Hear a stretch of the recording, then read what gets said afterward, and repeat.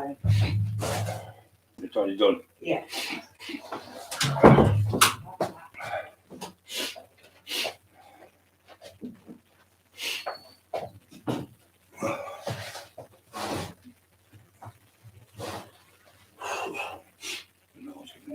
Just got back from some beds. I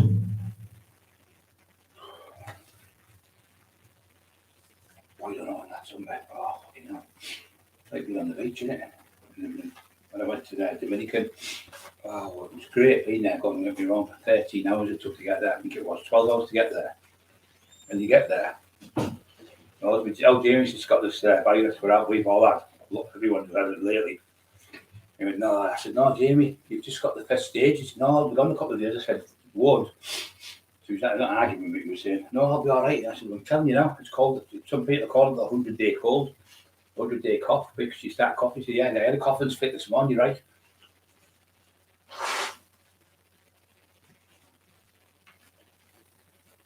couldn't know, it's horrible, isn't it? You feel your nose, the tap running, tick, tick, tick, tick, tick. Try and turn this round a bit. I got weight this morning. I put 11 pounds on in 12 days. That's marvellous, isn't it? 11 pounds quality muscle as well. No, not a bit of fat on me. My stomach's fucking flat as a washboard. It's not what you weigh, it's what you look like. You could be 20 stone, you could be fat as a pig. You could be, I've seen 14 stone lads on stage. Bodybuilders look bigger than 20 stone lads because you can see all the shape of the muscle and all the definition. So when you see them on stage, the bodybuilders do look bigger. But when you see them out dressed on the night out with the powerlifter, it was 20, 22, 23, 24 stone.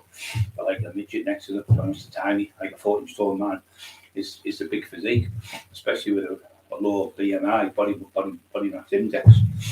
But when you see them on stage, they look amazing. But when you see them with a shirt on in the pub or whatever, or a jumper on, and you sit next to somebody who's 20 odd stone, tiny, like a little kid next to you.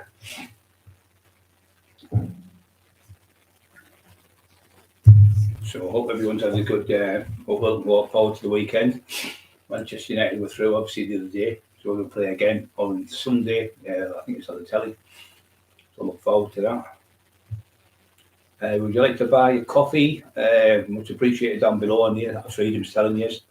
Good evening, Freedom, as usual. You're always on first, Neely. Who's on first? You ever seen that, guys? I'm in Castello. Go and watch it. It's called Who's on First. Now, who means like people talking about baseball. So who is a man name called Who? So who's on first? And he goes, I don't know. I don't know is on he's second. So he goes, who's on first? He said, yeah. He said, who's on first? He said, yeah, who's on first? I don't know. He said, no, he's on second. And it goes, I was fucking around the other one. I don't know who. And what's the other one? There's three names anyway. It's fucking class. He goes, who's? I'm asking you who's on first. He went, I don't know. I don't know who's on second. It's fucking class. It goes on for about 20 minutes. I went in Castello, watch it and you'll pee yourself. It's a bit like, if you ever seen the other one with the old, the two Ronnies, when he walks in and they have 4 candles. So he comes out with four candles. I went, no, 4 candles. 4 candles for a fork. Have you got any peas? So he said, oh yeah, letter peas. So he comes back and says, no, not letter peas, it's tin of peas. Fucking cast, he's got him up and down on the board. It's one of the best sketches ever made in comedy. It's, yeah, 4 candles. When he goes on about loads of, it's hilarious. Freedom, your nightmare. So just to let everyone know, I'm not in hospital. That idiot's been putting up with the video, that fucking moron, the fucking ginger moron. He's been putting up, Brian was never in hospital. It's all right. Him and Emma made it all up. They've gone down in a wheelchair and pretended, standing outside the hospital, pretending he went to the hospital. And then he's put another one on saying, oh, he did go to hospital. Oh, wait a minute, you just said them went. Now, so I thought, and another thing, what happened, a lot of people have said, Brian, you did so good coming back. So I thought, why don't I start putting the videos on? And I said to him, it come my head. Because loads of people say, how did you get back to training and everything, and with all the injuries you had, and being paralysed in your legs and your hands, and not being able to move from the neck down? As you see the videos with Bram, God bless him, he's a Christian, Bram, great kid. He's one of him and his family, his wife, him, his son, his daughter, and him are all top mixed martial arts experts. I think the only family in the country, every one of them have all got, they're like world class, whatever. I don't understand it as much, it's my thing. But every one of them are all like champions. You know, the 9-year-old and the 10-year-old kids and that. Fucking the karate kid family, I call them. See him all the time in Tesco. I haven't seen him for a while, but lovely people. And Heidi, Heidi used to stay. I used to look after Heidi when she was a kid. Another one who used to stay at my house. Lovely kid she is. Grew up to be a beautiful woman as well, and beautiful for the family. She's a Christian, and they all know me from the days in the day. Bram's like, he has his own mixed martial arts gym, he trains all the kids, and he said, no matter what era Brian Cockerill was in, if it was 400 years ago, 1,000 years ago, in the future, 2025 in the future, he'd still be the best fighter. I don't care what anyone he says, and he's one of the best in the country at mixed martial arts. He's been to Brazil where all them top Brazilian fighters have actually invented the Brazilian jiu-jitsu. He's been with them, he's best of friends with them all. And he goes over there, he'll stay like 4 months. He used to, he doesn't do it as much now. But he learned all them skills by, it'd be like getting in the ring with Mike Tyson, training with Mike Tyson, that type of people, the level he's been with. Don't get pushed like buttons, guys. And he's exceptional. He's got his own karate. He doesn't know it's not karate. He knows everything, karate, jiu-jitsu, everything, stick fighting, he's done all that stuff. Same as Rambo. He's been in Japan, and China, both places over there, Thailand, everywhere, fighting. But he's really lovely lad. He helps a lot of people in the community. Him and Heidi at Christmas to get a load of boxes of presents and foods and stuff, and they go around with like a food bank, and they go around like a really rough area. It's gone now, called Tylery, and they go around and they get 50 boxes of food out to like 50 different people on there who were struggling, and they would have like another gym across the road before it, and they used to have all the boxes, and they used to put them up for 2 or 3 days, putting all the tins, like tin of this and tin of that, and tin of that, and tin of that, and all in like a big box, like, and tape it all and put like the Smith family, number 52, such and such street, and then you go around all night, through the night, delivering parcels all night long and all day, just to help people. Didn't get paid for it, didn't get a penny, just lovely Christian people. And that's the big lad who was helping me get me up, because I couldn't walk, you could see me. And this is when that fucking asswipe was going, I'll fight you, windows are drawn, all that shit. When I was paralysed in the wheelchair, he knew I was knackered, and he knew I couldn't walk, and he knew I couldn't get up, he knew I was like, because my hands were doing that, shaking with the nerve damage. Obviously, when they took the spinal cord out and put it back in, and the nerve damage is fucking damaged really bad. So then the big man wanted to fight me then. But then when I got fitter, as time went by, and God kept saying, keep going. And it was like, people like, your nightmares and people like him were saying, good, keep going, Brian. And Dom and all them said it, and a few Mark Emerson and people like that. I thought, why didn't I show myself when I was at my worst and how bad I was? And let people realise you can get better. So that's what we do. We're showing it to show two reasons to show you what a scumbag he is. And one was the other one to show people, no matter how bad you are, no matter what the doctor says to you, it's the Jesus upstairs and it's your own brain that can beat them. So the doctor said I wouldn't train ever again, never ever be able to train on the weight again. You'll never be able to lift the weight. But how wrong he was, because Jesus said I would walk again and I would train again and I would help people and I would help that. In the dream I had, he said, I want you to work for me now, like that, for God. You know, he said, I want you to help people with depression and stuff like that. It was like a dream I had. And I woke up and I don't know, you have them vivid dreams and it's like, it's real and it's not real. And then he said, I want you to speak. You're not going nowhere. I said, I'm going to die here.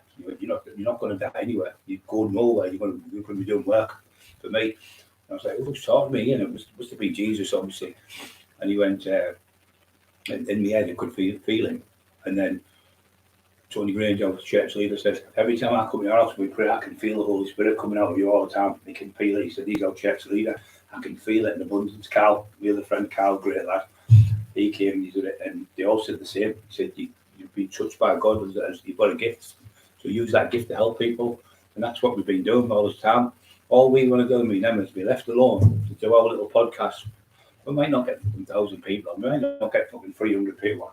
Even if I've got one person on, and saying one person, I'm doing the Lord's work.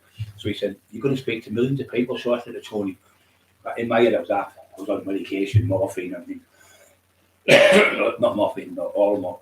Tramadol and all sorts of stuff. So talk to Tony, because my bed's still in there, still got hospital bed, that's how bad I still am. Some days I kind of dead, I'll sleep down in the hospital bed. And it's put up with all my, the pains I've gone through and helping me. She's never left us. All that shit, she's having an affair for this one, I'm prepared. What a load of fucking garbage. That woman stood by me, because then you wouldn't even. I was on the front. I'm shouting at her. It sounds like I'm bullying her. I am in a way, because I'm going, "You fucking leave and get out the house, get out the house." And she'd go to your sister's, you screaming at her, so she'd leave, because there were full fucking petrol bombs at the house. So I was screaming at her. I was raging with her. I wasn't. I was in fear that she could get hit, because that brick it was through the window. It missed her by that much. I'll get the camera and let you look at the big hole in the floor, like a big gap. It weighed about 15 pounds in weight. And it would, if it hit her on the head, it would have killed her. And that scumbag went, "Oh, well, I better get my money back then." No, they never killed her. I'm going to get the lad who threw the brick to give me my money back. He fucking twisted him, he is. And then you've got the other one now, that trap mafia, another fucking piece of shit.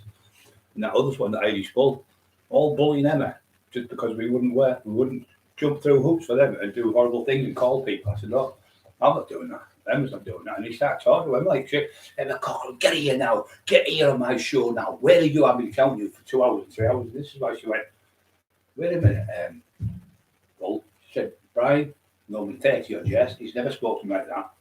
And that's my husband. So why the hell should I let you speak to me like that?" And so he started going on and screaming at her, like he does with his mum and his sister. And, sorry, his sister. I think it is his sister. And his partner. So I said, "Don't be going on there no more." So she stopped going on. I said, "Just take the piss."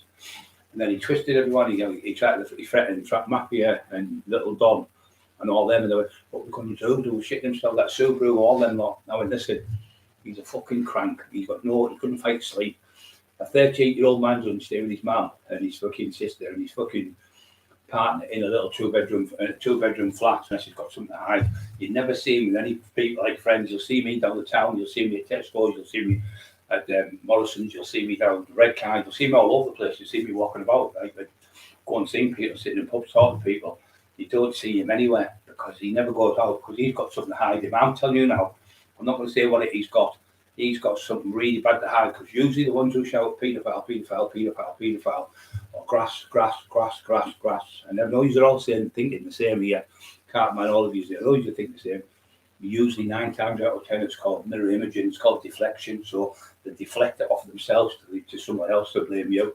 So they take it away. So then every single man and his dog with an Irish bull, paedophile. He's a non-kiddie fiddler.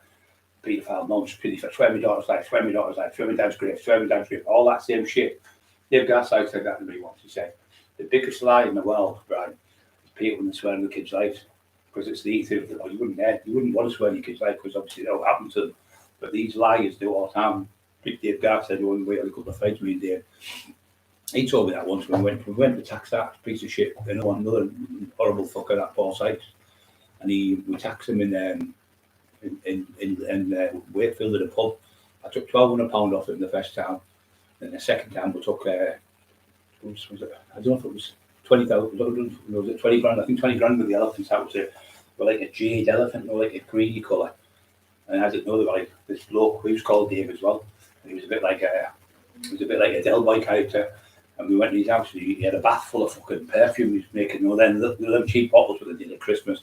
Probably £40 a bottle to buy, but they're selling for like £2 or £3. Well, it cost them 20 pence to make.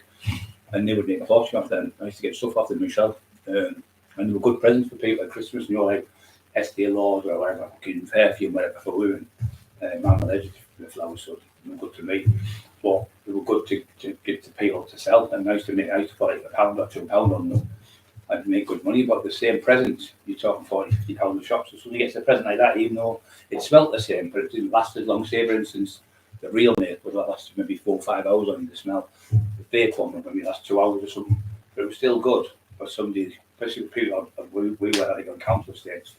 Like the Del Boy characters, in my opinion, were great for people like when we was like what was it, 7 in our family.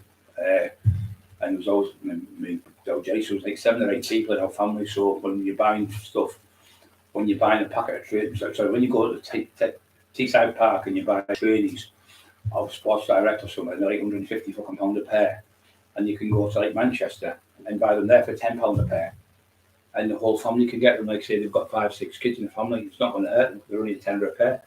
How can they afford £250 for 5 or 6 kids? You can't. So what happens then is these poor fucking kids, you get the posh kids who've only got one in the family, so they're only providing food for one kid and one pair of trainees. They get all the best top level LSE fucking tracksuits. all the top stuff, tracksuits. All my wardrobe's full of top tracksuits, the old fashioned ones, the Henry Lloyd and all them. I've got all them, loads and loads and loads and loads, and I've got fucking every single item. That's what you can think of.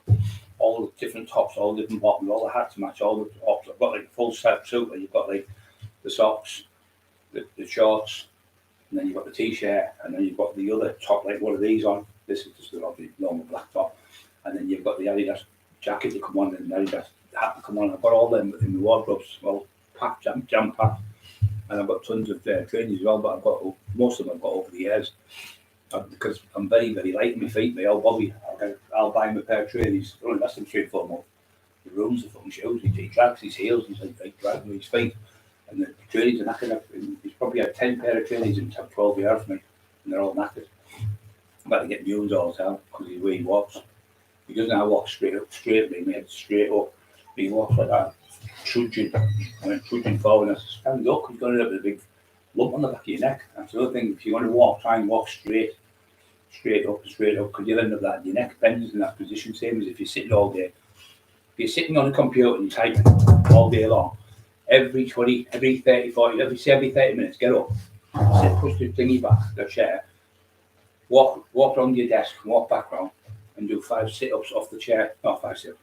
Put your hands like that, or like that. Squat down, touch the chair with your bum, stand back up, squeeze your big bum cheeks to get in your legs, and do that with your feet a couple of times. Go back down, back up, squeeze your bum cheeks, squeeze your hamstrings, sit back down and do that with your feet. If you have to do it, do it standing up. And just do that every 30 minutes. If you do that, you won't have problems with your legs, because you end up with varicose veins. If you, all these people type for years will type about people work in the office, they end up with varicose veins all day long, and the veins constrict, so the blood doesn't get, you end up with thrombosis and everything. So the way to eradicate it is every 30 minutes get up and just do 5 squats slow, and just stamp your feet a couple of times and get the blood going back round, and you'll be okay. But if you just sit there all day long, 8 hours a day, every day, you end up doing this and all your neck. Do this is when you're on the computer, just do that. Come back, come forward, push down, hold it there. And then the other one you can do, you hold your hand there. Don't press it hard, just enough, hold it there. Push your head that way. And do the same that side, push that outside. Do about 5 of them. Do loads, and then another one is here.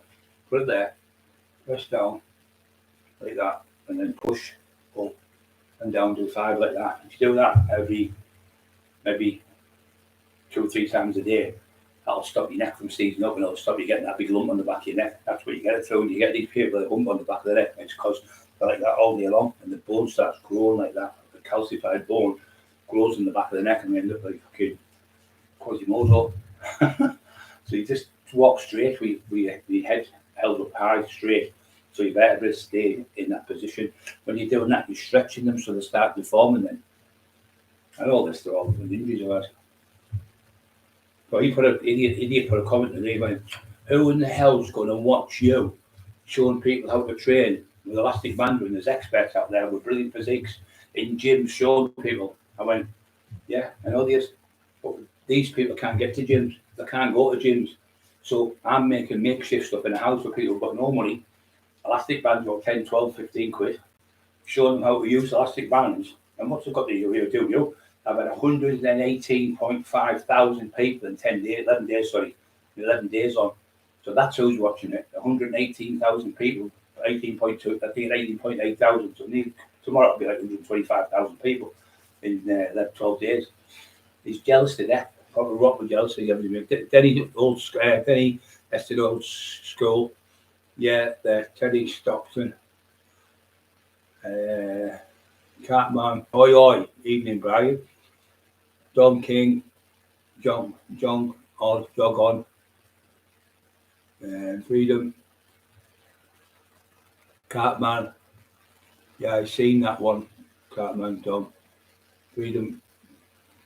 Wayne Ricardo. Evening. Caps. I got you, Catman. My nightmares, bang on. Catman, Denny. Catman, okay. Freedom, please hit the like buttons. Yes, don't forget. It's important to hit the like buttons because people have seen it and they realise you can. But what I was trying to do was say that even though I was told I wouldn't walk, I might not walk again. It's 50-50. And the operation again was horrendous. I was in there for 8 hours 40 minutes. It was in the first 2 hours 40 minutes of dragging me all over because of the side. And they had usually had one doctor doing it and two or three nurses. You had 4 nurses and 3 doctors, and you had 2 doctors working on me. And then one would come out and have a rest, and the other would come in. He said, "You were that heavy, it was massive as you were when I went in. We couldn't hardly move you. So you're really inside, your back's really damaged, really pain, and the swelling will be horrendous." That was fucking horrible. The pain was unreal. Ricardo, Dom Span, Cartman, Chris Howells, are you okay, mate? Freedom yet? Freedom, Cartman again, Chris Howells, and yes, then. These all Chris is on there, you're talking about. So what we decided to do is, like say, show the plastic bands, because that's what got me back into training. I mean, you try and pick out a 5 kg dumbbell when your hands are paralysed, you can't do it. So what I've done is I got Emma, bless her, she got the bands, and I couldn't hold the bands in my hands like that, so I got it to tie the band around me, there like that. And I was just doing that, pushing like that, and I got my hands that way. And I couldn't do it, so I pushed my hands together like that. I was doing that for triceps, pushing that way, because it was up the back of my neck. I was pushing it like that, doing things like that. And then I was put it that way, but they were tied on me. You can see me, they were tied on me, I haven't got hold of them. And in the end, I started to do pulling it back and forth and training. I was doing that in the hospital, you see.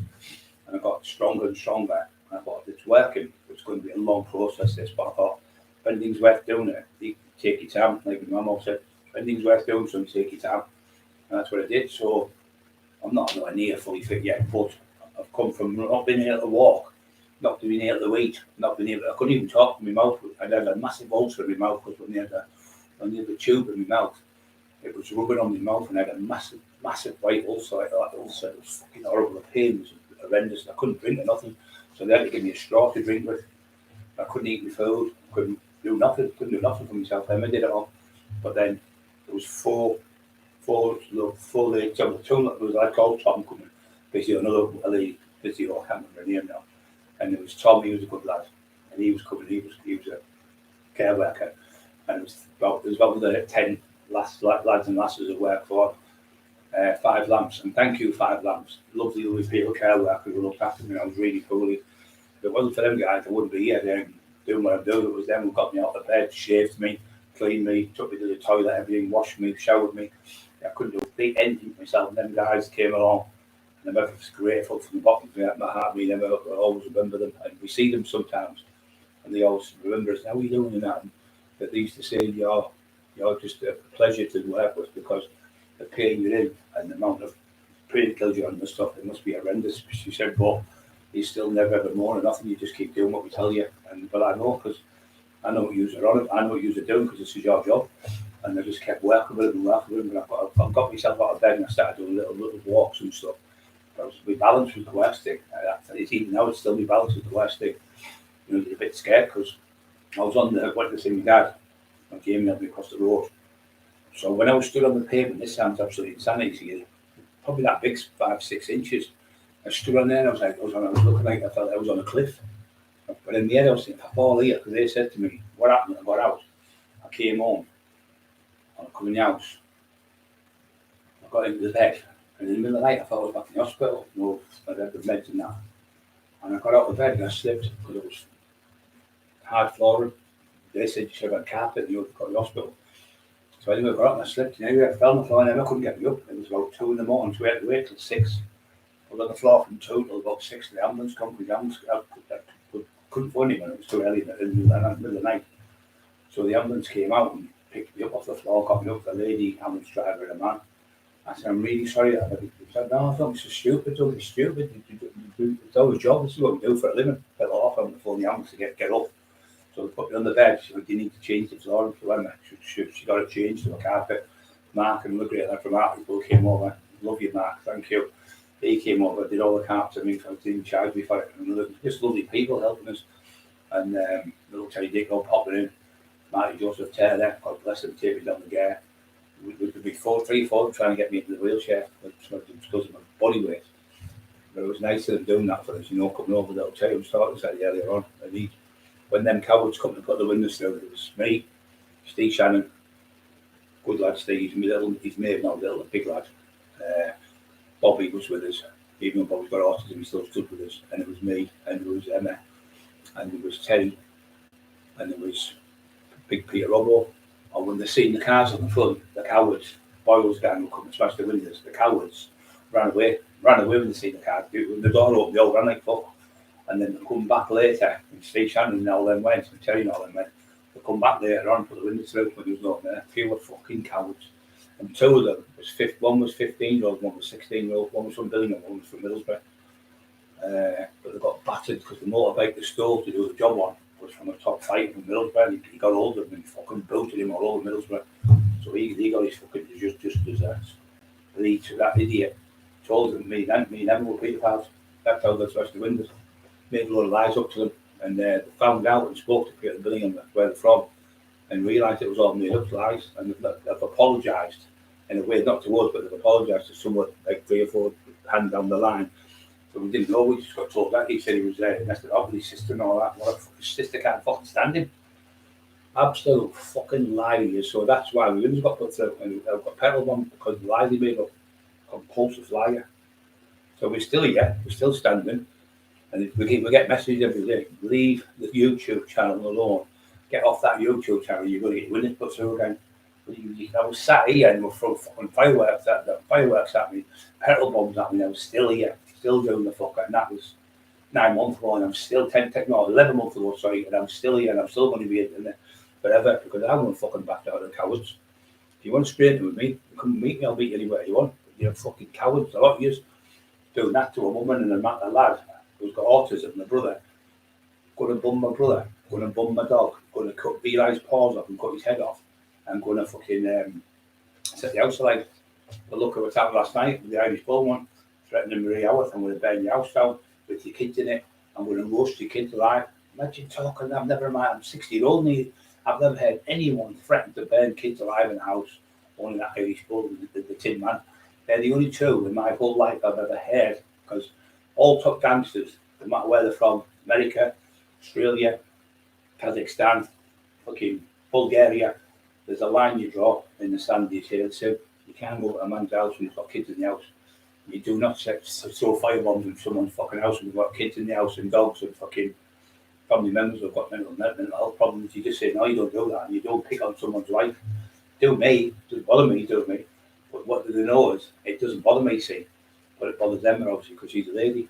And that's what they're picking on us. Like Terry said, they know it can't affect you, Brian. You could be shot 6 times, you'll still keep coming at the cunts by them as a girl, so they're picking on your wife so they can get to you.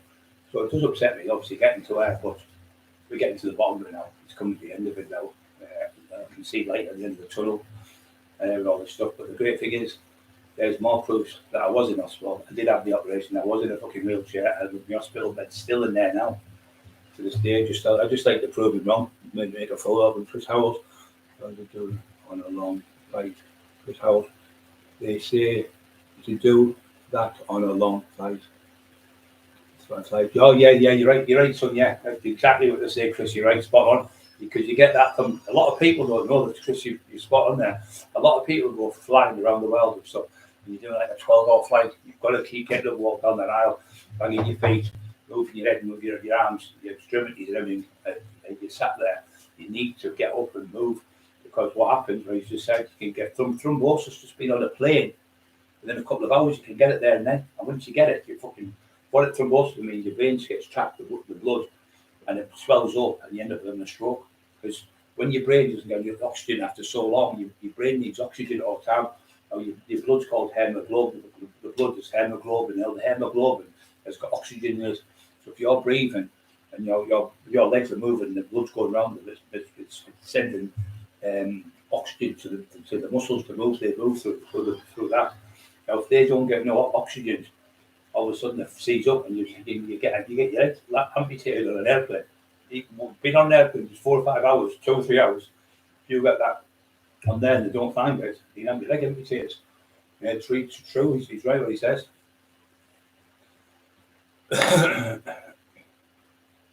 Marvin's a lovely lad. Me and him got his. They put him above me. How dare the Marvin? I just said the 5th biggest gangsters. I was 4th, I think. And I think the Craze were first and second best. Then it was Charlie Bronson. And then there was Marvin Herbert, and then there was me, the 5th biggest gangsters in Britain. It was in the Daily Mirror, I think it was. And in the Sun, it had a thing of all the top gangsters of all time. How dare they pick him before me? He's a good lad there. When he went in bed like that, fucking Darren G, fucking shit himself and rode off on his fucking pedal bike. And I also thought Darren with D was this big top gangster. I thought, top gangster. I thought, he'd probably come down the corner in a big BMW or a Merc or something, but no, he came round the corner on a fucking grifter bike, a fucking 10-year-old bike. 10-year-old bike, so pretending he's a fucking top gangster. Another one full of shit, like the Tin Man. And he's best friends with the Tin Man, another one. And Decker Higgy, another one. They're all together, all the wrong ones. And fucking Trap Mafia, he's another one. Threatening women and stalking women and taking pictures of women. He's in his street, videoing women in the houses, trying to get close to them. He's got pictures of women with no clothes on, where he's burgled the car apparently, with all those dirty pictures of women, where he's got women's pictures and he's sending them out to people. All that's called revenge porn. Like, how the fuck does nothing happen to these people? I can say what I said about the Tin Man coming to my house. If he comes to my house, obviously I'll fight him. If he comes to my house, he never come. So I've been on this fucking thing now, 11 months coming up, for saying one thing, and these are threatening to burn women's houses down. Then a Cockerill, I'm going to get your face cut up with a fucking standing knife. I'm going to get you done in. You wouldn't say that, then. Old gangsters in London and Manchester, all that places, Birmingham, Scotland, Glasgow, and that, they wouldn't talk like that to somebody's wife. They would say they'd wait till they got the man who's in the house. If he came out on the street, they might shoot in the street. But they wouldn't do it in the house where the kids are and there's fucking vulnerable people. But only vermin would do that. Only the fucking lowest of low, the dregs of the earth, mainly smackheads. And we noticed nearly every one of them are on drugs. Every one of them are on that brown. They're all best of friends, but they're all on the brown. Blood clots, if you don't, you're right, mate, you get blood clot freedom. High chance of blood clots if you don't. Yeah, you do. Very, very high. Yeah, but I say when I went to Dominican, I didn't realise it was, I think it was 12 hours on the plane. Fucking legs were killing me. I was massive at the time. So I was lucky because there was a party here and there was a seat in the middle of here where I could go on so I could get my legs rested out because the plane was full. But I'll let you go there, she said, because there's a couple of seats with big people or overweight people. And when you were sat in there, I couldn't fucking move in the normal seats. I was fucking cramped to death.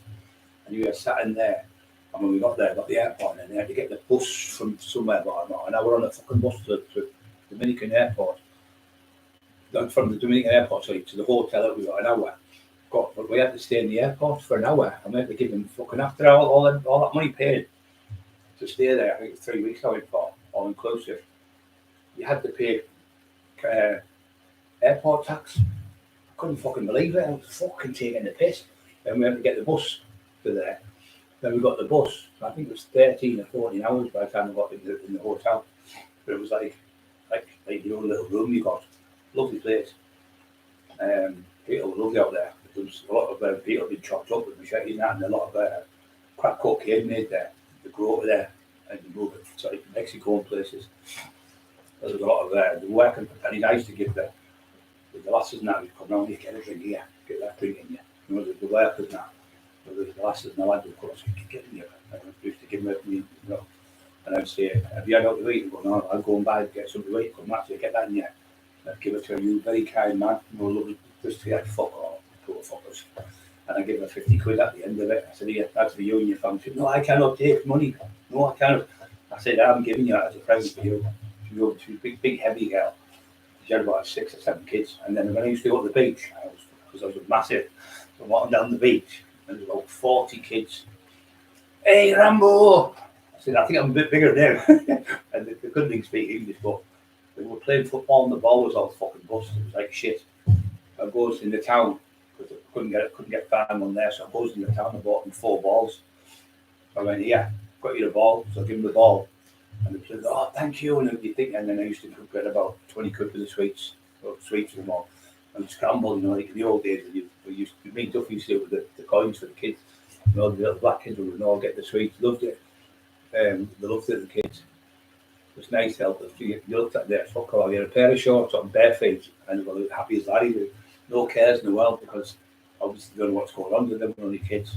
But there was 40, 50 kids on the beach every day, and you used to get crabs free and all that off because you had like a band on, you could show your band.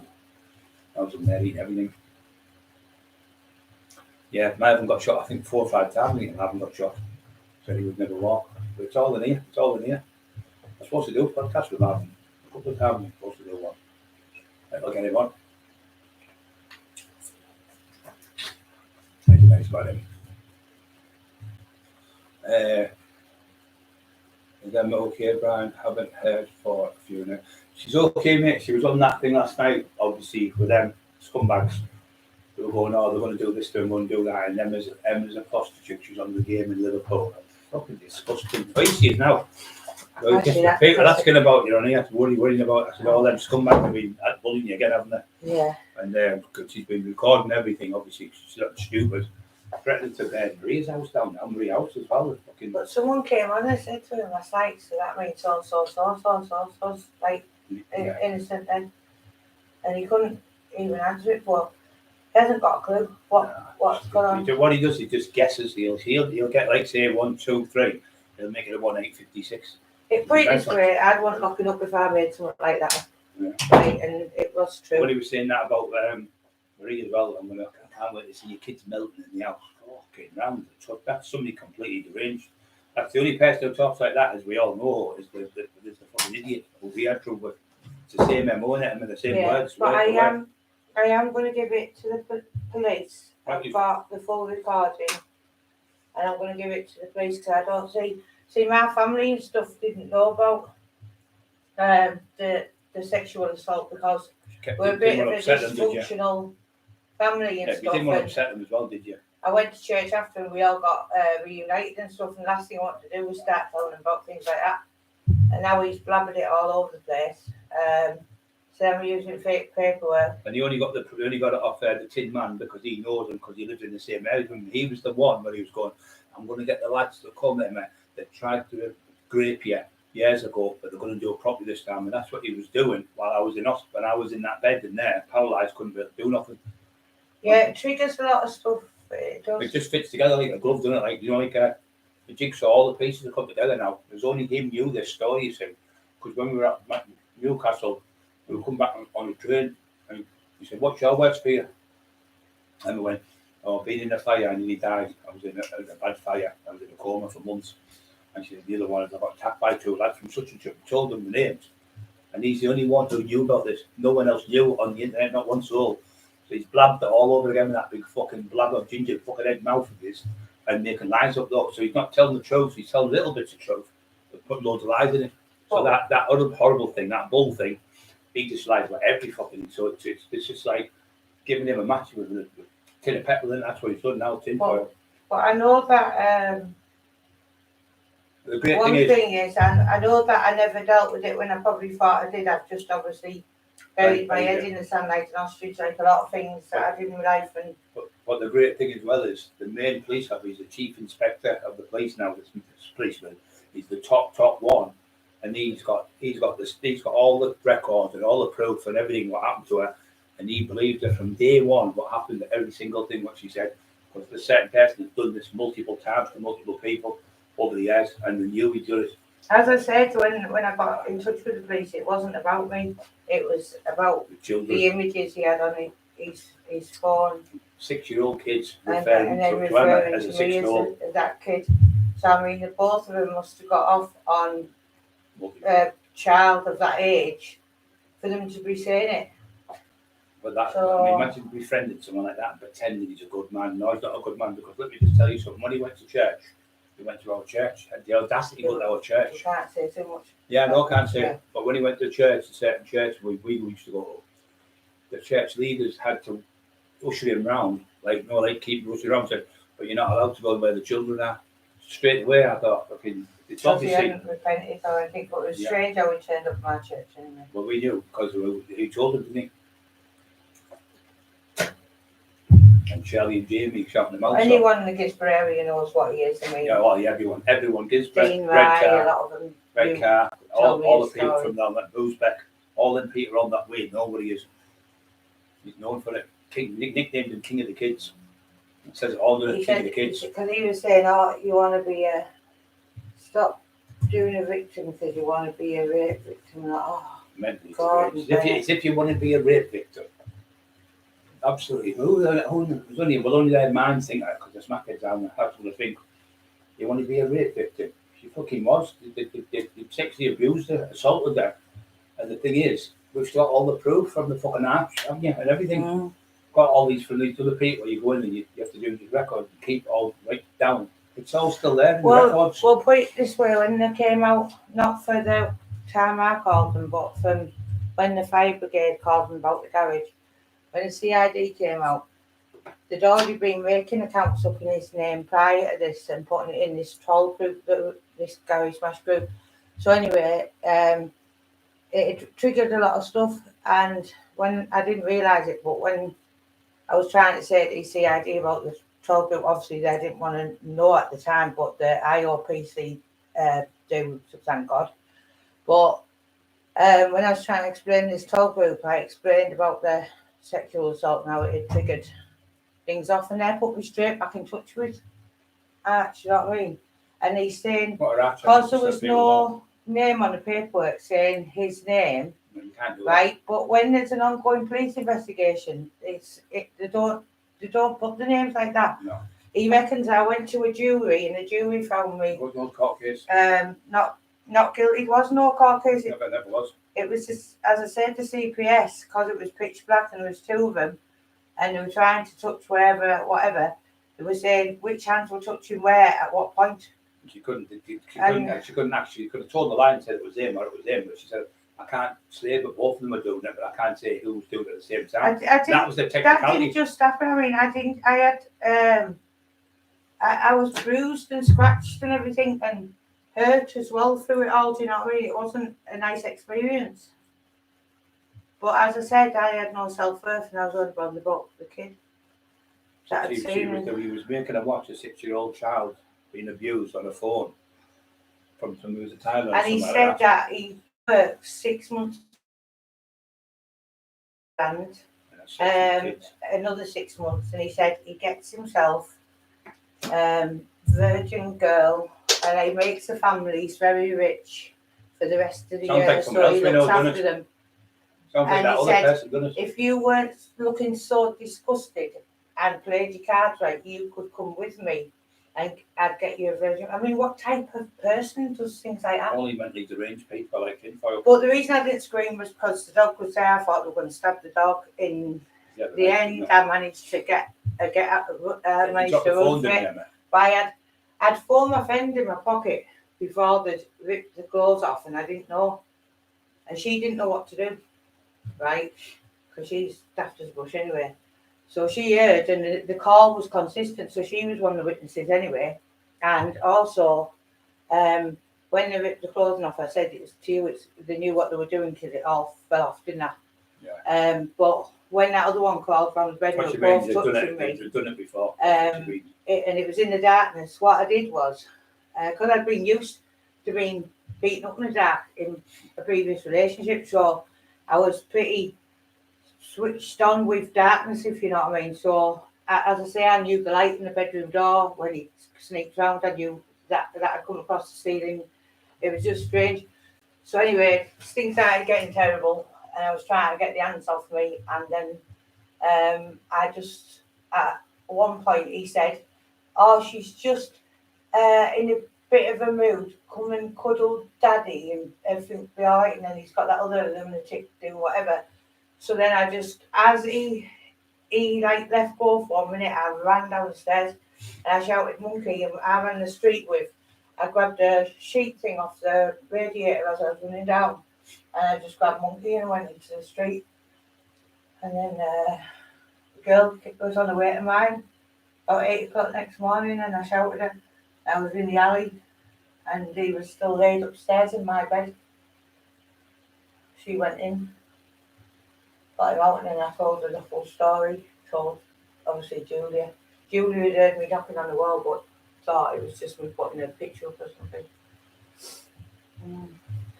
Yeah. Just when she went, they've done, even though she never went to court because of the technicality, she was still awarded £3,300 for the damages done to her. And if it wasn't right, because they had experts, like body language experts watching it and said, you're showing all the signs of someone being abused and we believe you 100%. They never questioned that one whatsoever. It was just like, they never questioned that at all. It's only me questioning myself now because videos like them on the computer. But it's like, it wasn't a technicality. It was a bit deeper than that. There was something going on with that copper and her from the CPS through something else prior, and then it was I was having a breakdown, obviously, and my nerves were shattered, and it was like two of them I'd be up against, you know what I mean? And even during the video evidence, he said that I must have ripped the tissue up into tiny pieces, and I was even spelling body parts out because our mum was one of them who wouldn't even tell you what girls' problems were and nothing like that. So, yeah, it's not done me very good, like, at all. I think it will grab me right anyway. So, fuck doing it. But all I will say is that I'm bringing the whole lot in, and I'm also bringing in the countless messages that I'm getting from saying Ray Martin's making sure my husband's getting charged this that. I've brought that up with the IOPC. I've brought this Ants Walls thing up with them, and I've brought the 12 group up with them, and it's all been interlinked. And Bulls, I've got a separate case number now to upload stuff direct to them. I've got the full video from last night, which is going over, because I'm sick to death of your lies. I'm 50, I don't need it. I'm at the end of the tether with you. Don't know what you're going to come out with next. It's all bloody madness. It's evil, twisted, horrible, man. Can't and I've also got the bit to give them where you put my WhatsApp thing up and said, "Lost you from Liverpool." So I'm just going to... No, I'm not going to stop like that. Even though I'm not very well at the minute, I'm not going to stop being brave about you and being strong and going through the right way just to make an example of you to other people that are going through exactly what we did with the same as the books that we did with Terry and we didn't want the Tin Man ever being able to do what he's done to all these lovely people. Like Jimmy O'Neill's come out now and he's still the same. I've done a book where he never paid me one single penny. Lovely man called the Wigan Joker. He's even ripped him off. He's ripped over 30 odd people off on them books. And he keeps moving, gets the cop. Oh, they're threatening me. He's even smashed his own window, I've been told by people who know him, and smashed his own car windows to make him get a move. Because then the movie shop, else viewing is like, I'm getting phone calls, he's getting these little divvies to phone that pretend to be gangsters who come to your house before you get to tin fire. We're going to do this, we're going to do that, and pretending it's us. So then he's getting a move. That's what he's doing. So Dennis Power, who was a boxing coach, knew him miles before. He knew him when he was a kid. He said he couldn't box. He was garbage. But Dennis threw him out of the gym. So he said, before it happened, he said, can I lend your phone to Dennis? So this is how we know, you see. He said, got Dennis's phone, and he sent all the messages to Shirley. That's cloning the phone. And all the messages to Shirley. So Dennis was in the gym training people on the pads, and on Sunday morning, I think it was. And the next minute, his wife's come on and said, oh, such and such, his wife's been on the phone. Dennis Powers was offered me out to take me for a date. I've fancied you for years, and I thought the world of you, and words to that effect. I don't know exact words, but pretending to be Dennis by texting it, and there was Dennis's number, and that's exactly what he was doing with Richie Horsley and everyone else. He's pretending to be Richie Horsley, and I spoke to Richie with Bolshe said the same, Mick Sarby or others, and I was bad because I was on medication. I was thinking they were all turned against me. But that bastard using the computers, changing the password, and pretend to be Richie and pretend to be Mick Sarby and pretend to be like the article lads. And all the time it was him. Fucking horrible. And when his nephew came, his nephew said, he does it all the time to everyone. That's why none of the family members are like him in the house. He's twisted, evil, twisted. He said he's fried in the brain with the heroin. Absolute junkie. So he gets this. I know a lot of you can understand it, but a lot of people can't understand it. I mean, for me to sit and torture someone about something, like sexually abused, and she was raped, and she went through a horrific time, and they're coming up on pretending you got raped, no, she didn't fucking pretend at all. He knew, like I said, on the way back to Newcastle, what was your fears, Emma? And when she said being sexually abused, I had 2 lads from such and such. She told them the names because one of them was abused. That was in his book. You know, Amy's wrong him. You know, he got me, did this and did that. But she showed him all the stuff, all the paperwork, what had happened to her. So he's there torturing Emma. Laughing his fucking head off, upset. She's fucking at the end of the tether.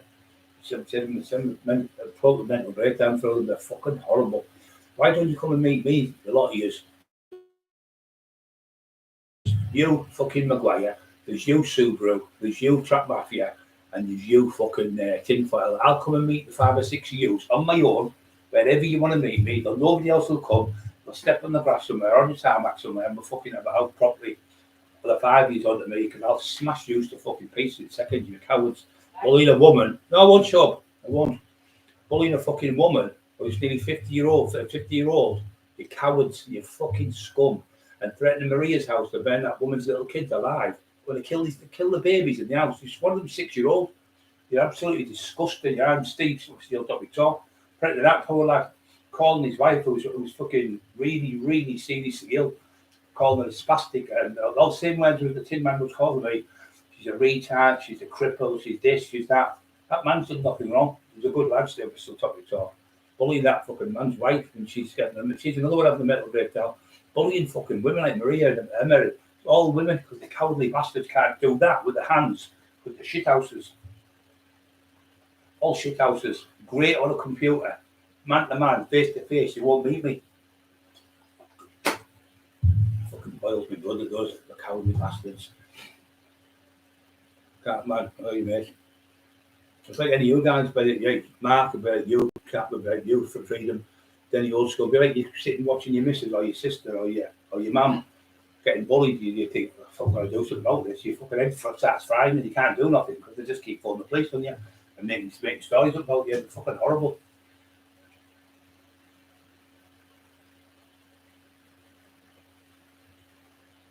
Okay, son, you have a good night there. Then you old school, look, Esther, old school, son. Love you all well. I'll come and see you when I get a bit better, mate. I'll pop up Esther and see you. We'll have something to eat. My treat. Me and I'll come and see you. We'll have something to eat. Yeah, it's nice to be nice to people. We've got to go and see Mark as well, yeah. We'll probably see him in the next month or so. Yeah, freedom, good lad. Yeah, sorry, we're going off the track a little bit tonight, guys. Just fucking up. She's been upset all night, threatening to saying she's making it up. As if she's going to make a story about being sexually abused of fucking people. She's got on my brother, my dad just died, and my brother, he's gone. On both of their fucking lives, on their souls. You know, I don't fucking tell lies. I wouldn't make things up like this. If Emma's got all the paperwork from our children's calls, and everything's on there, what happened to her, and everything that's happened is on there. And you know yourself, 100 people report rape and only 2% go to court. It's fucking horrific what they do. Only 2% ends up going to court. It's horrendous what happens to the women, and it stays with them all the time. And he's putting up, you lost a kid when you were 16, laughing at it and all this stuff because the baby didn't survive. And he's doing all that to her, fucking torturing that fucking horrible fucker he is. And that other thing, that fat thing, his wife. That fat fucker, she's horrible there as well. Pure spawn of evil, them two. Pure evil. They just remind me of Hindley and fucking Brady. Evil. But then that other one, totally, she's so totally brave. You're right, Mark. Next me out, mate. I'd rather get a good fucking, I'd rather be getting shot and stabbed in it, but fucking bars than there being mentally fucked up in the head because it's fucking rough. It really is depressed to death. Barry Swales, Kush, how you, Barry, son? Love you all the world, son. Good lad, Barry, really good lad. Old school years. Yeah, so these fucking people are just horrible. They do this to put a little Terry Dicko. Terry Dicko's announced he's raping his own daughter. That's what they're saying about Terry.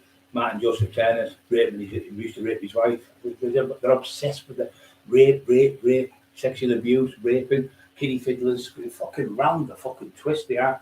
But I can come out and say something. If you come to my house and I'll fight you with violence for violence, even if I have to fucking kill you on a doorstep to stop you getting to my wife. I've been on bail for over 11 months. These fuckers have threatened to burn people's houses down and kill the kids in the house. And let's see your kids' faces melting when the fire sets them alight. What's good for the ghost, Maria, is good for the gander, he was saying last night on a video. Fucking disgusting. Anyone else would be locked up. That's threats to kill anyone set in the house. When I've been up for different things before, and the copper said the worst thing you can get done, my solicitor and barrister said, the worst thing you can get done for, Brian, you're better off getting done for murder than for arson. I said, why? Said, because you get less jail. But murder, if you have a fight with someone, you get killed, you'll probably get 5 years for a fight if you killed someone. But when you set a house alight, or you set a barn, or whatever alight, more than one person can get hurt there. In a fight, only 2 of you can fight. So you can hurt him and he can hurt you. So when you set a house alight, there could be multiple people. It could be like we have a 4-bedroom house. So there could be 8, 5, 6, 7, 8 people in the house or more. So that means the damage could be 8 people could die. And that's what the fire brigade said. If that firebomb went on the left-hand side of the garage, Brian, the neighbours here, because the neighbours were out, the neighbour next to this side, there's 4 cars here. All these cars would have went up. That boiler would have went up. And every one of these houses, they're only 4 feet apart from the next boiler as it goes on. There'll be the boiler here, and then the boiler that side, and the boiler that. So they're only like 4, 5, 6 feet apart. If that blew up, that boiler would have blown next door's boiler up. That would have blown the 2 cars up next door, Brian's car up, and the lady next door, and their boiler, the whole lot. Have you ever seen, he said, the cop, have you ever seen a block, the whole area going up when one of them boilers go, like a gas boiler? The whole block can be, the fatalities could be catastrophe. He's so lucky. He's so lucky that. Thank you, Anthony. Thank you very much, Adam Murphy. Aidan Murphy, is it? Yeah, welcome, Brian. Your family, yeah, great. So you're so lucky, Brian, that without in bed asleep upstairs with Eli, because I've been at the window looking for them and been outside looking for them, and they never come. So I started going to have a couple of hours sleep. So she went to the shop. So I'm asleep in bed and I could hear Eli going barking. He could smell the smoke. So then the neighbours across the road there, they're old young lass. I think she's not an ambulance driver, what do you call it, paramedic. She's a paramedic, and he's a driver as well. I don't know what he does, but he's a nice kid, about 25-year-old. The next door neighbour, they had a fire extinguisher in the garage, like a lot of people have them, just for the cars as well, because a lot of people have to have fire extinguishers now, so for insurance purposes. So they came in with 3 or 4 fire extinguishers and put it out, the little ones that you get in the car, and they came in, obviously paramedic people, they have them. So they came in and you can see them putting it out with fire extinguishers. And the fireman said, your neighbour saved your life today. He said, it wasn't for them. This would have went up.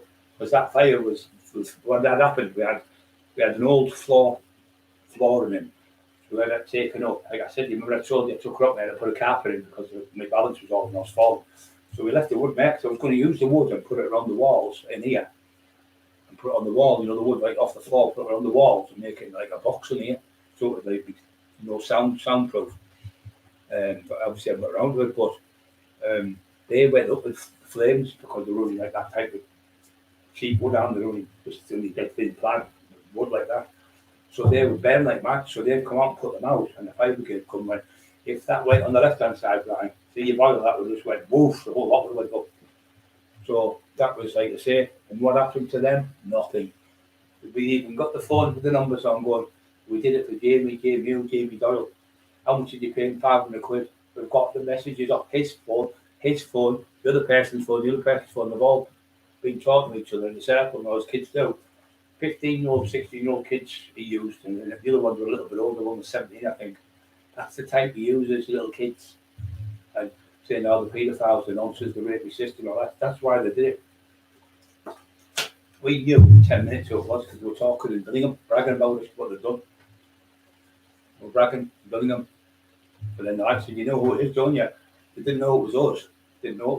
So later on, and that's Brian Cockerill, taxman, and our family members, you're fucking joking. You haven't done that, have you? And they shit themselves because there's 8 kids in the family, and they go to a church in that area as well, in Billingham. And I make Chris Curry's from that area, dangerous person, Chris. And there's a kid over there that spoke to him and said, you know what you've done? It's, they're not paedophiles, it's fucking Bangkok, it's a taxman, and they shit themselves, they went missing for ages. Then one got caught and got a good argument, and then the other one got caught off the Middlesbrough, who just stole the motorbike off the caught him on the bike, it was like a fight from Grove Hill way, and he got fucking, because it was called a gas bike, and they only do about fucking 4 or 5 miles or something, 3 miles, 4 miles, so they knew it was from that vicinity. He knew it was him, and then he got him, boosted him all over. I think he was up 15, 16, the kid. But three of them were under 18-year-old. What a fucking scumbag, using children. See if they'd have set me alive and killed me. They'd have all been on the murder charge now. They'd have been doing fucking 10 years or something. Using children to do a job like that.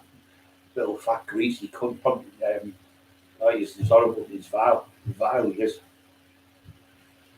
But now he keeps every day, Emma's right. Ray Malcolm is liaison with Ray Morton, and his colleagues are sick of you, Brian. They're going to put you away for the longest jail sentence possible. Then the judge has phoned me. The judge said he's going to get you 10 years, then it's 15 years, then it's 2 kids down London who you're sexually assaulted, such and such. 30 years ago, I'm going to court. The two 19-year-olds, well, wait a minute, if it's assaulting 30 years ago, how can he be 19? You're that cunt. He just didn't even think because he's that mental. He said, he's scared. And then he said, the next day, there were 9-year-olds. He's on the fucking twist. He said, I'll give the kids all the encouragement in the world to go to court against you. I haven't even been charged for nothing. It's a lot of fucking shite all the time, every day.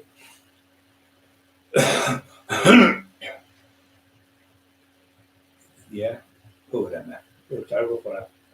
She waking up on the terror dreams and everything. Fucking disgusting. Sleeping and sleep like that. She must be fighting them off in her head. Sleeping on the bed, on me. She's waking up and she's like that. Like, calm down. It's all right. I'm here. There's no one here. Some nightmares still with dirty bastards. But he loves all that cunt. He'll be loving all that. Dirty, filthy, fucking little woman. One day you'll get your come up with your cunt. One day it's going to come to you, and I will be fucking sitting there with a fucking glee in me fucking eyes and in my voice when it happens to you. Because one day somebody's going to say about you because you are one horrible cunt. You are one horrible fucking man. I'd rather him go to jail so he can't do this to someone else because he's going to end up killing someone. You've even seen the video where Simon Ambler comes on and goes, he asked me to go to Brian's house. He gave me Brian's name. He gave me Brian's address. You can see Tinfoil's full name. You can see Tinfoil's full friends. It was Joe Livona. It was Terry Decor. It was Tommy Harrison's. All of them are people from Middlesbrough. And you can see the Tinfoil's name on it. Phone Brian, offer him out. And what? He said, be deadly serious. So then Simon's computer's got the messages on it. And Tinfoil's computer, he's got his computer where he's taking a picture of it. And you can see him sending it. He said, be deadly serious, offer him out for a fight. Simon's like 6'2", 6'3", 6'4", about 20 odd stone, big lump of lad. So he said, then he said, I said, don't worry, he said, they'll be shitting themselves anyway. He said, but I haven't got his address. He said, well, there's the address. He gave my address out online. He gave my name out, my drum number, and he gave my car out and the registration for him to find the house. So he then realised, he said, what it is, he said, this is where he is, blah, blah, blah, but they'll be shitting themselves because I've got 2 letters to phone them. So then he put the phone down and they were texting each other. They weren't talking, they were texting, sorry. And the next minute, that's a great thing, the texts are there, live, you can see them. And he said, what did you do like Jamie? He said, well, I've got the lads to phone up and say what? He said, I've got them both to threaten to burn their house down. And then all this, and 3-4 years later, the house gets set alight.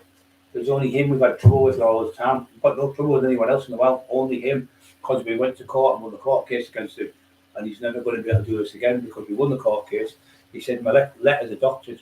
No, you doctored your letters and you were charged by the judge for contempt of court, pretending you walked from the magistrates. And you never. So I know I keep going on about guys, but I need to because we've got a court case. If this court case does go ahead, I need all this evidence, you see, because that's what they're playing. They're playing the same game.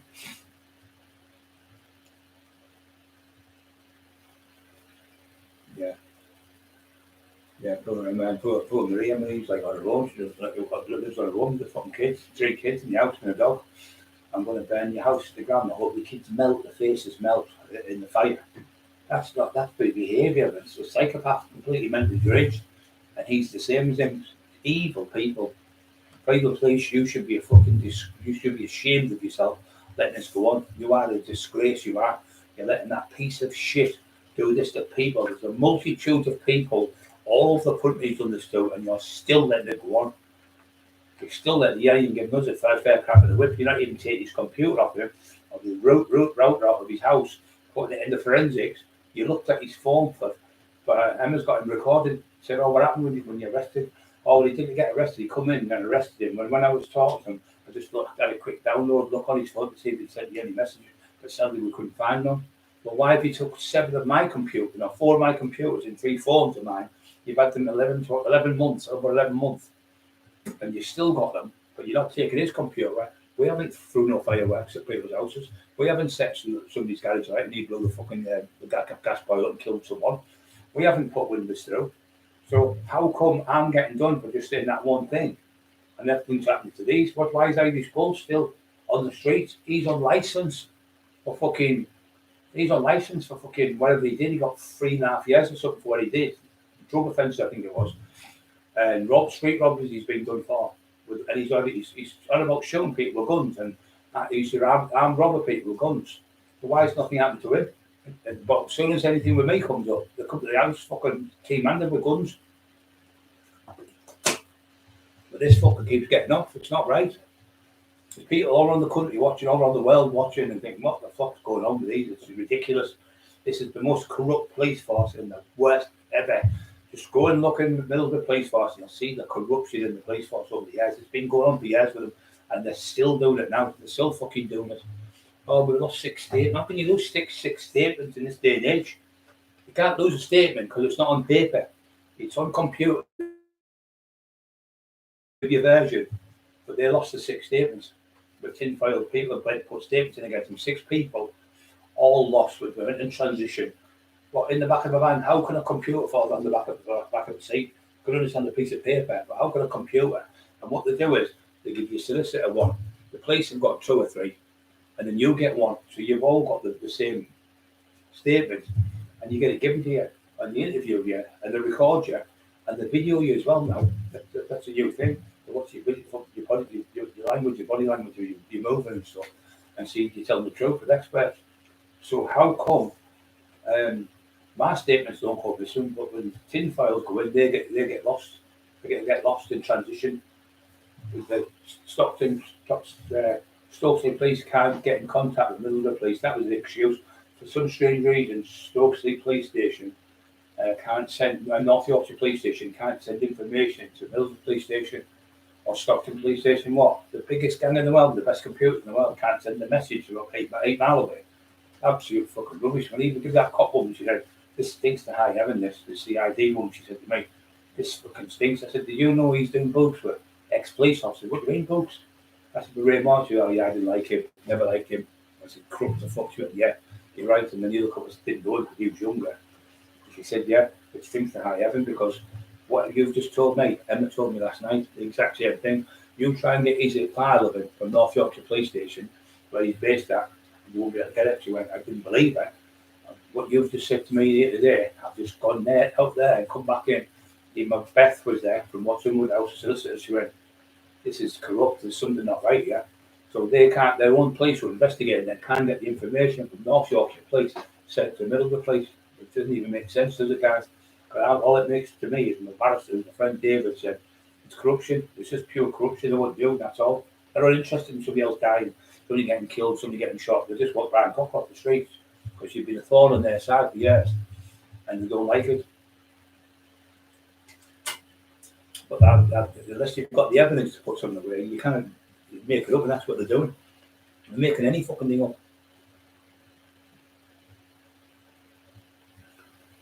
But no, freedom.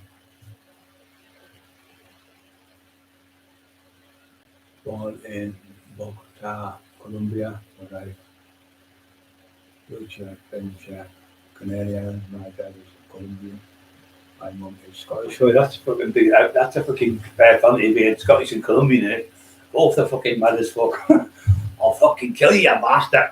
Proper Scottish. I'll take your heat off. I bet you've got some stories to tell between your mum and dad. Fucking hell. Colombians are mad as fuck as well. So you've got both. It's like Irish. My family's Irish and Scottish. So all that madness in the family. They're all hot-headed. But people like that, like people from Scotland and Colombia and that, they give you a word, they keep the word, them type of people. They're really, really good.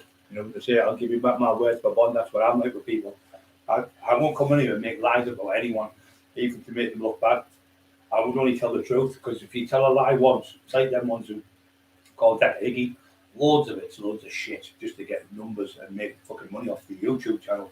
But once you tell a lie on one thing, it makes it better for these so-called paedophiles because they go, yeah, but what about when he lied? So then everyone sits back. It's like being in a jury on a jury. Somebody comes in with the paedophile up for whatever, and somebody lies about him, and then the jury members, the barrister who representing him, the defence barrister will go, well, wait a minute, didn't such and such say this, and that was wrong, so you can't really believe what he says, and it gets the paedophiles off, because these fucking idiots are making lies up that didn't exist, instead of just going with the evidence. And once you start fucking over the law, it's changing, misconstrued and things, the cases get kicked out. Well, doing fine, probably, yeah. Yeah, there's everyone getting on with the elastic band training, and I think a lot of people are loving them, because, like you said, people, with, like I say, by tomorrow, I think we'll have had 125,000 views in 11 or 12 days, I think it's tomorrow, which is amazing, isn't it, compared with, we don't get thousands of people on, but we're getting thousands of views because people are watching it from all over the world, from Australia, America.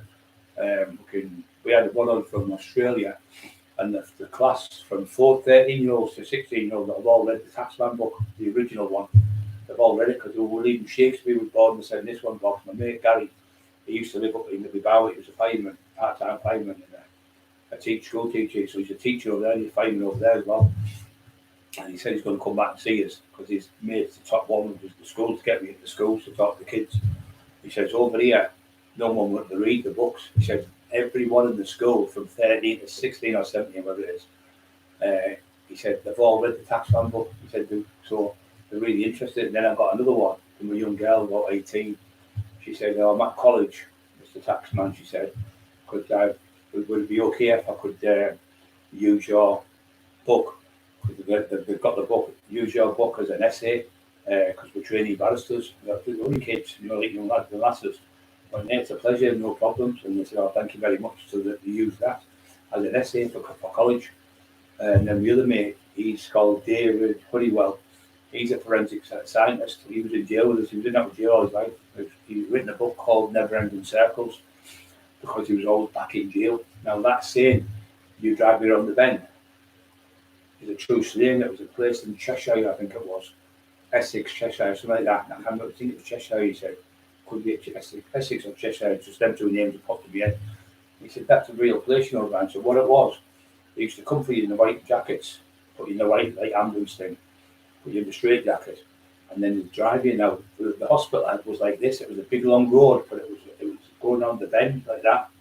Goes around this bend, like about a mile long, a big bend, all the way around, and another bend, all the way around till you come to this place. So that's where they say, you drive me around the bend. It comes from my mental health. Well, them days were really bad. Mental health hospitals were really bad. We used to put crash helmets on them and all sorts, and jack them up with all the protection medications, electrocute them. I think they still do it now. R.P. McMurphy, remember the film? Jack Nicholson, great film. Peter the Fox, Liam, how are you going to be made? Peter's a good lad, really good lad. Freedom's a brilliant lad. All lovely people on here, all nice people.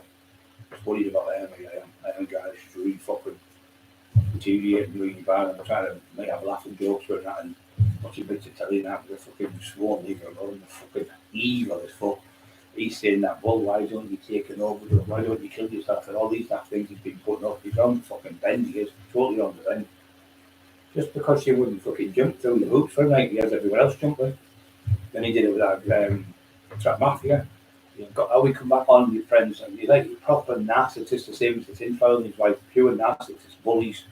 If you don't do what they want, then all the toys come on the pram. But if somebody said to me like this, I said that, I would say, thanks for your comment, mate, no problem. Bless him. Well, I love him, times, tried and progress, waiting a song, inspired the tax one, going to ask Brian for his blessing. Yeah, of course you can do what you want, mate. You can do what you want, so love you all well as well, you know that, mate.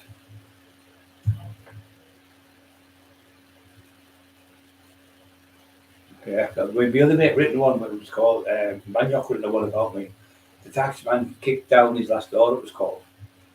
But the fact that the tax had obviously 20 years ago. I started going to schools then. I started going to South Bank in the school and talking to kids and them saying, can we see your scars?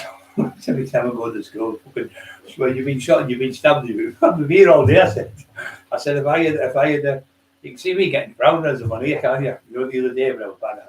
What it was, guys, the main thing was my dad died, but see, they're in the state. I can hardly fucking eat. Hardly eat out. I've started eating more now. She's forced me to eat as well. But that was the main thing. I didn't want to come. She didn't want all this out because the mum passed away and that, and the dad and everything. Like, she's got loads of cousins and nephews. She didn't want them seeing what happened to her. She didn't want them upset. That's how loving she is. She didn't even let her own family know what happened to her because she didn't want to upset them. That's why she's so loving she is. So she'd rather keep it all shit by herself. So you can't keep it by yourself. But Arch and I've heard the cops talk to her on the phone. Listen, this is disgusting what they're doing. It's absolutely. The cop said, on my way to come to see you, he said, I thought, here we go, getting another tip for tap. He said, I've never seen anything like it in my life. He said, it's absolutely vulgar, vile, disgusting, the things he's coming up with. He said, and it's not just one of them, there's a gang of them. And this is what we've been saying, me and Exposure, and a lot of the other states have been saying, PP, he's a great lad. He's been a good help. PP's a lovely man. And everyone else have been on here, and everyone. But saying that about Maria's children, now your kids melt in the fire and they're burned to death. And then poor Steve, who's on top of your talk, his wife's poorly, fucking saying things like that to your wife's a fucking retard, your wife's a spastic. The same things I've got of tinfoil, exact same words. So we know where he's getting it from. And torturing, because Steve outed tinfoil. And he didn't do it nasty, he did it with the truth. It's tinfoil talking about me on the official topic talk. Brian was the best name ever. Brian was this and Brian was, you've all seen it, you know what I'm on about. Because Steve did that, and exposed him, he made him look a fucking fool, and he was the best out of everyone who's done out. Even better than us. Steve did more. It was me who gave him the video and everything put up. But if I've put up, I think I've made it up or something. I thought he can't, so I said, I've got a man coming on tonight, he's waiting him tinfoil like that. Who's going to call me? It's his own self. It's him talking about me in the day, about 4 years ago, I'd say now, and talking about me in the 1990s. I thought, in my head, I'm saying to myself, how can you reverse it and say, well, I never said that when it's him talking to himself? I have seen 7 statements where he's been done for shootings and murders. He was the biggest name ever, all that shit. You said I was making up. He's saying that before. You can't say it 4 years ago and then say now I never said it when you said it, because once it's on video, so he just looks like a pure clown now. Absolute idiot. So all the lines he's telling everyone, no one believes him now. Peter and the wolf, it's like, you remember the wolf, he keeps telling lies, he gets caught in the end. There's no wolf. He's making it up. And then there's a fucking wolf, and the wolf kills him and he eats him. Sorry, you guys, move. I put £11 on a pro in the last 12 days, I think it is. But just quality muscle. I'm trying to keep as sharp as I can, but obviously I'll beef up my face used to blow up. I'll start eating. But I'm on 11 meals now. I've got up to, I'd say, I'll have something like, say, 250 grams of porridge. No, 200 grams of porridge a day, 250s. And then I'll have 2 bananas, 2 eggs, I'll have bacon, 2 sausages, tomatoes, beans, half a tin. And later on I'll have another half a tin of beans with 2 slices of bread, and maybe an egg on it. And then I'll have a dinner. And then I'll have a protein drink, like one of these ones. This is a carbohydrate one, this one. And then I'll have 2 of them, and I have 2. Well, I want it's a full meal, that, one of them. And I'll have a sandwich on the night, like roast beef with a bit of salt or something on. And I'm having a pint of milk a day in drinks. And I'm having, what's the other thing I'm eating, you think? Oh, a little rice, like that rice pudding for energy. And I'm also having something else I was having, I can't remember what it is now. Something else in when it gets me. Oh yeah, fish. I had fish last night. Fish. You just heard about this. I think it was Mark was on about fish, and Emma made me fucking fish last night. I said, Mark, Emerson asked me a couple of hours ago about fish, and she'd made me fish, and fish with green peppers in rice mixed. It's fucking beautiful. And then she did me, it was like a stir fry. That was it. That's what I had, stir fry. Beautiful it was. And they're cheaper. Buy your own stuff. Fry it. Olive oil, the best oil, olive oil, pure olive oil. Fry it. That 1 calorie, no good. No good for you. It's another fucking load of shit. You can't digest it. It's another, especially that stuff. That fucking spray one with the bodybuilder juice. It's not good for you. So anyway, she makes it. We pay like say 35 quid for the Chinese. You get it. It's fucking horrible. It's just full of salt and fucking shite. So she makes them herself. I like noodles a lot. Noodles. Oh, that's why I'll have maybe 1 or 2 pot noodles a day because the pot noodles, I only pay 70 pence out of Tesco's from, and they're like a sticky rib. And I'll eat one of them and they give you loads of energy for training. So about an hour and a half before training, I have a pot noodle. And then I have another one straight after. I'll have a protein drink, and straight after that, I'll have another pot noodle. So I've got 2 in me. So the carbohydrates is back in your body for training next day because if you don't get them carbs in, within that, you have to put the. You can't like eat food straight like pot noodle. You have to eat the pot noodle hour and a half because it'll probably take that long to digest. But you can put in the carbohydrates. You can have a protein drink straight away with the carbs in, your protein, and that breaks down. But if you put it with milk, it takes too long. So just put it with water. And then once you've eaten that, then you can eat the pot noodle still, and it'll still break down. So within an hour and a half, you'll have that and the protein breaking down. So the carbs will go back into your body, which is called glycogen, and it stores in there in your liver, and that's what you burn with. Now, if you're using your glycogen up, you can do this little trick. You can use amino acids. You can have amino acids like on the side when you're training, and after 30 minutes of training, you start feeling like you're losing it. Take 2, because you've got to train to the end, and that'll probably give you 15, 20 minutes. So the amino acids are really good, but the powder's better than the tablets that take so long to digest. So the pure powder, fast acting, go straight in. They're not dear, they're only about 10 quid, 12, 15 quid for a big tub. And take 2 5-gram scoops of it. I used to take before I train, during training, and after training. And what happens with it, it stops you hurting. Yes, that delayed onset muscle soreness where you fucking your wife will go, mate, fucking what's the matter with you? Or there's the worst thing, you're in bed, and they'll push the hand on your leg when you're just in squats. Nah! You'll fucking scream right in the middle of the night like a lunatic. Or they'll go, hey, look, have you seen that? And they'll push your chest in, or your chest will all torn to pieces because you fucking trained it to bits. They haven't got a clue what women out, they'll see it because he trains, she knows now. I said, my abs are killing me in the middle of the night. I said, you've done too much. And anyway, I was training there in Kerry, lovely people, lovely lads there, Kerry, like Falcons, his family. Eric Tomio, great people, loving the bits of wrestling, Peter Rose, relation. He was like a top fighter in the old days. Tommy's a top fighter as well. I knew Charlie, love Charlie, he's a great kid as well. But they're our family, then, Costin's family, they're Castle's family. We've got people that can wipe people out in a second. I can make a phone call now to anywhere in Birmingham, Manchester, Liverpool, anywhere in these daft countries could be just gone. But because I've changed the way it is, and I'm working with God now and I'm doing it that way, I've stopped all that violence and I stopped everything because I thought I don't need it. But if anyone wants to fucking have a go with me anywhere, I'll make any fucker anywhere. I don't give a fuck who they are. I don't care who they are. But yeah, John Elite speaks highly of me. Yeah, John's a lovely man. He's a lovely man. He's always talking about me in America. Can't say my name probably. He called me Brian Carpels. Brian Carpels in the UK. Yeah, lovely man he is. He's another one gets stroked, terrible.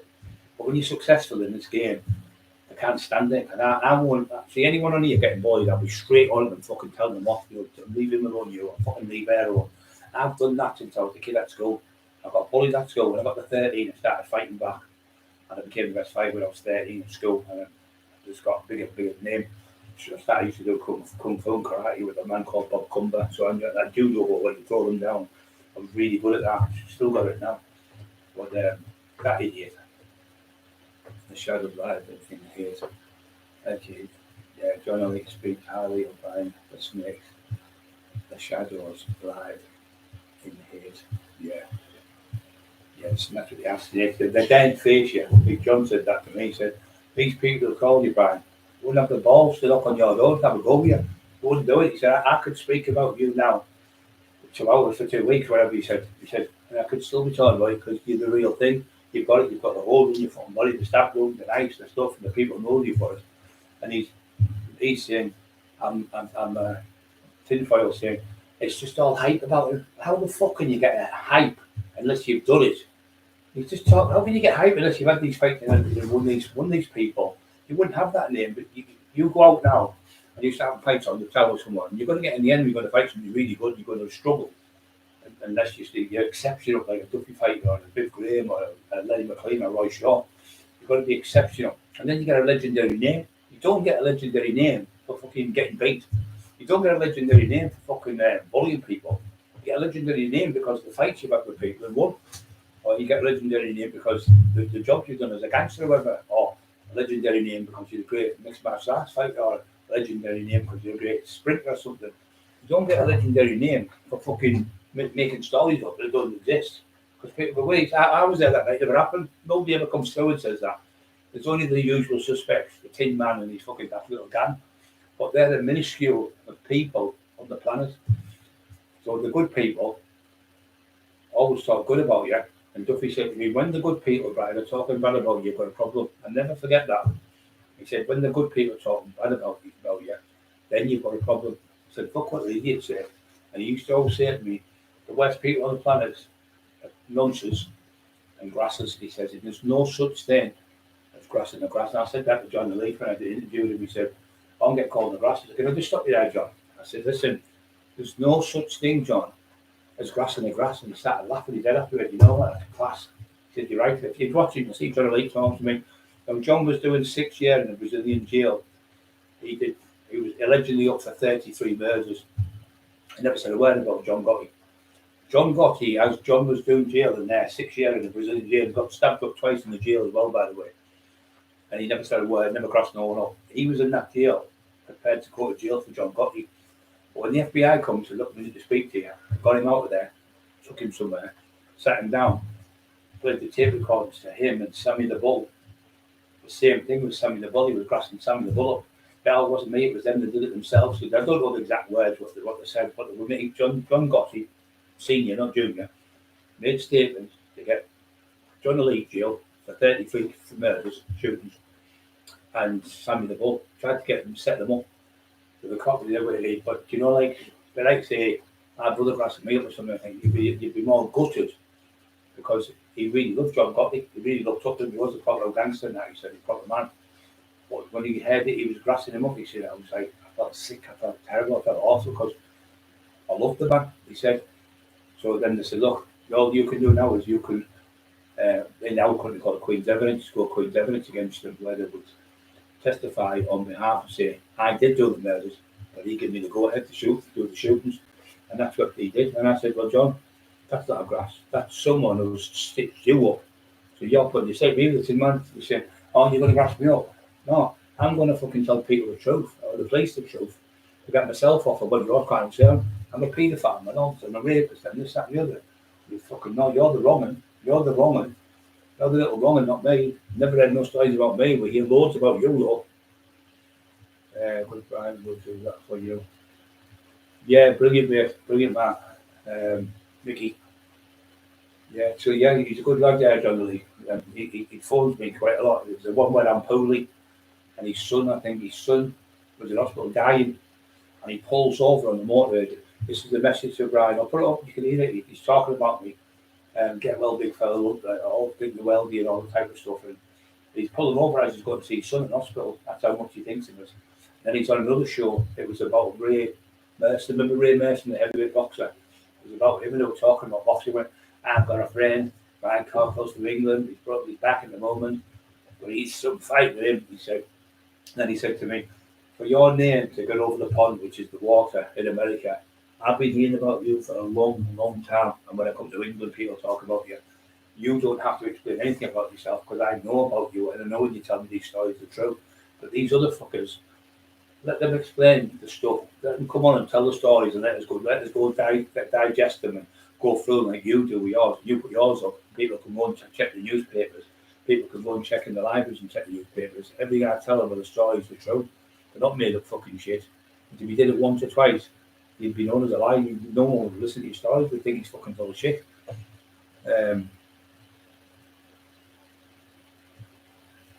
Peter DeVos told MSK Clinic about advanced yoga and they think it could help my condition. Yeah, they will, Peter. you need to speak to me anytime, Peter. I'll go through it for you. I'll show you how to do certain things for certain body parts and certain ways to do it. It's all about the way you construe the action and the movements. You know, people just go round, round, and do that. It's no good. You've got to squeeze and pull in and squeeze with your chest here. I do all these daft things. Like I trained last night. Believe it or not, all I trained was 2.5 key dumbbell. It was like on a elastic. It wasn't a band. It was on a you know, the elastic band you put in the doorway where you hold it in position. It was 2.5 key, and I did 50 reps front on it. 1, 2, 3, 4, 5. That was 1 rep. 1, 2, 3, 4, 5. That was 2 reps. I did that 50 times. My fucking shoulders this morning are killing me. Then I did the front ones 50 times. And then I did that one 50 times. And that one, so I did like 200 reps. 200 reps from my shoulders. And they're killing me today. It's nothing to do with the weight. Even though it's only 2.5 kg.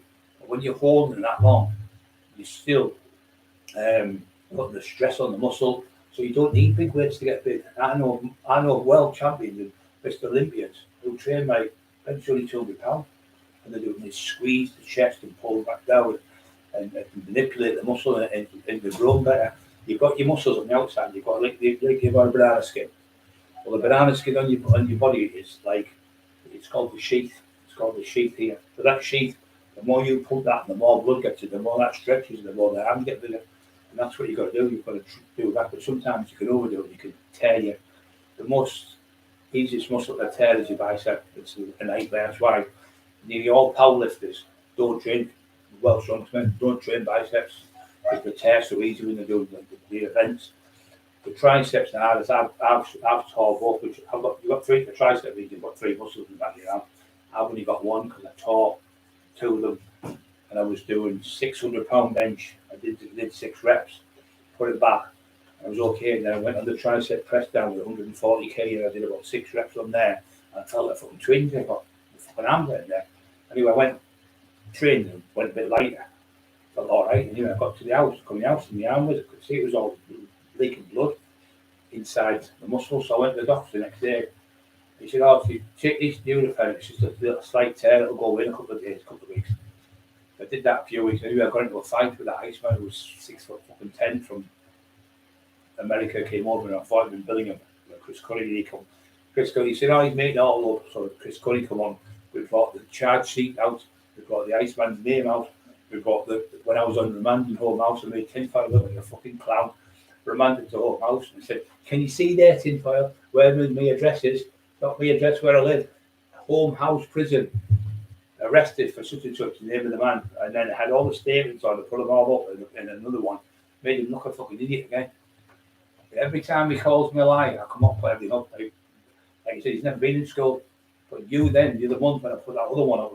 So we thought, yeah, me and Brian, it's got a great energy. We've been into schools. You said. Then you were telling everyone before that he's lying. But you already made the statement 4 years ago, telling everyone I was going into school with you. You're a fucking idiot. When you're on heroin, when you're on brown, you take it. When you take cannabis, it's the same. Any guys on here, any freedom, they'll tell you. Everyone who takes the free, all the guys on here will take skunk and that. You'll take it and you'll go. You'll put something down like a fucking lighter like that. You'll go put it there, like right in front of you, and you'll put it there and you'll go. You'll go there, look, and you'll go like that for it. It's gone. But in your head, you put it there. You've psychologically in your head moved it. You've psychologically done that, put it there. But in your brain, you've thought you've done it. So you're looking for the key or the lighter. I fucking put it there, no, because in your mind you're going, you're going to fall someone's heart and you think, you do that in your head and you'll pick it up and move it over there, think I moved that there, but now. And you know, I know you're laughing because you're going, oh, he's fucking right. You're looking for something where you put it there and you're looking like, I never put it there. Where's that fucking thing? I'm sure I put it there. You never put it there because it's in your head, you're doing it because but when you're on skunk and you take loads of it, you fry your brain, so you don't know where you're fucking at. So you can talk, say, 2 or 3 hours on skunk. You might even remember 10% of what you said. Do you remember that? No, I can't remember that bit. Can you remember that time you did that? You know when you went in there and you were eating jam and a banana upside down? No, I can't remember because your head's fried. But when you're on heroin, it's exacerbated in tenfold when you're on heroin because you're completely catatonic. They give you heroin, which is morphine, to numb the pain. They dull the pain, morphine. So they do that to you. So it dulls your brain, so your brain can't register what you can't think what you said 2 or 3 nights ago. So this is how they get caught, these fucking idiots on the internet, when he's putting things on there. Oh, Brian and I spoke to Ray Martin today, and he's liaison with me. Then he's put another one, I'm talking to Ray Mallon, who's ex-mayor of Middlesbrough, as if the mayor's going to talk to him. He's on the fucking twist, honest. And now he's supposed to say Emma's a prostitute on the game in Liverpool. Absolutely mental. Absolutely fucking mental. We can't even get the stories right.